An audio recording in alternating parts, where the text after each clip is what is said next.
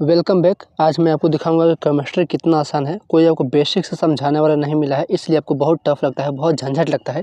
MgO2, MgHCl, KHCl ये सब क्या है? बस यही कखा गघा है।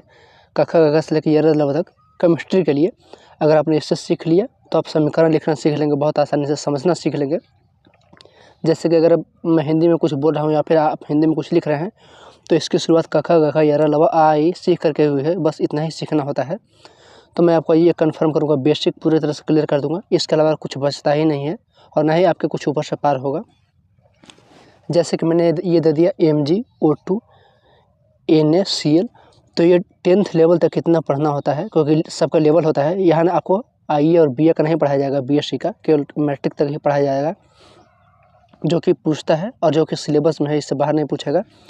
तो MgO2 AlCl ये सब जो जितना भी है वो टोटल कितना पढ़ना होता है 10th तक। और आपने नाम सुना होगा अम्ल का, धातु का, लवण का, क्षार का, गैस का।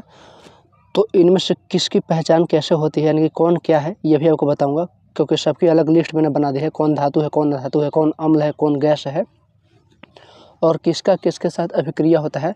ऐसा नहीं कोई किसी के साथ अभिक्रिया कर लेगा।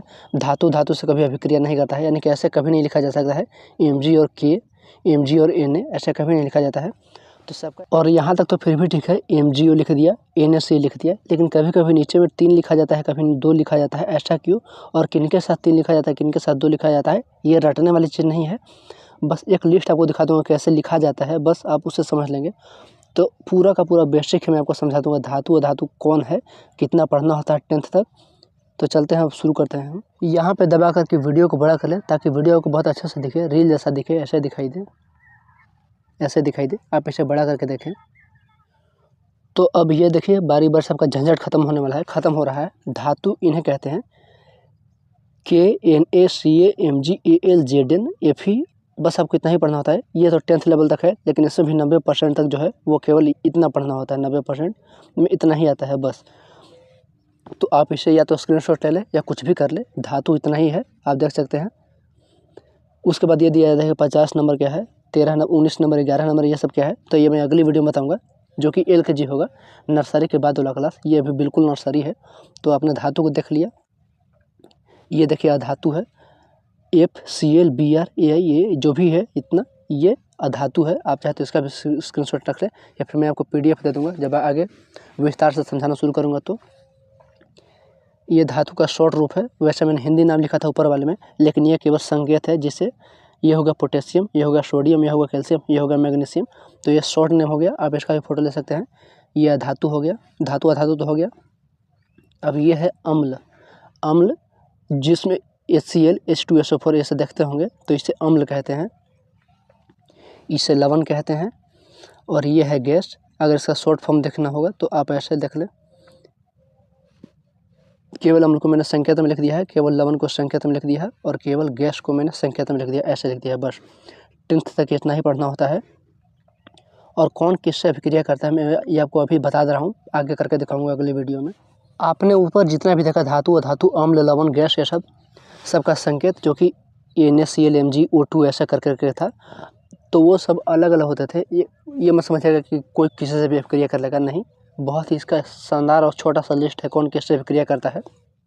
धातु अधातु से अभिक्रिया करेगा, धातु धातु से कभी नहीं करता है, तो धातु अधातु से करेगा, धातु अम्ल से करेगा। और सबका लिस्ट मैंने आपको ऊपर दिखा दिया है। धातु कौन है, अधातु कौन है, अम्ल कौन है, लवण कौन है।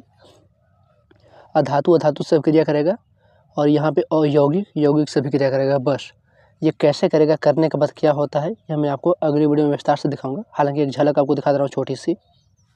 जैसा कि मैं एक अभिक्रिया करके आपको दिखा दे रहा हूँ। ये धातु और अधातु का अभिक्रिया है, ये धातु है और ये अधातु है। कैसे, ऊपर मैंने आपको लिस्ट दिखाई ही दिया है, आप उससे समझ ले, रट ले, कुछ भी कर ले, बस छोटा छोटा लिस्ट मैंने दिया है, उतना ही काफ़ी है। काफ़ी नहीं है, 100% काफ़ी है। तो एक अभिक्रिया मैं लेता हूँ K+F, यानी कि धातु और धातु का, तो ये बनता है KF, और ये ऐसे। तो अब यहाँ पे 2 क्यों लिखा गया, यहाँ पे 2 क्यों लिखा गया, ये सब आगे की क्रिया है जो कि अगली वीडियो में बताया जाएगा। संयोजकता क्या है, सबसे मेन ये है, निकालना और भी आसान है संयोजकता के अनुसार ये। उसके बाद left hand side, right hand side, दाईं और बाईं और बराबर करने के लिए, और बराबर करने के बाद ऐसे लिखा जाता है। अगली वीडियो में बहुत ही विस्तार से बताऊंगा। तो इस तरह से मैं बारी बारी से अभिक्रिया करके दिखाऊंगा। हर एक धातु का, हर एक अम्ल का अम्ल से, धातु का अम्ल से जैसे जैसे विक्रिया होती है सब आपको लिस्ट दिखाऊंगा। अगली वीडियो केवल इसी पे होगी।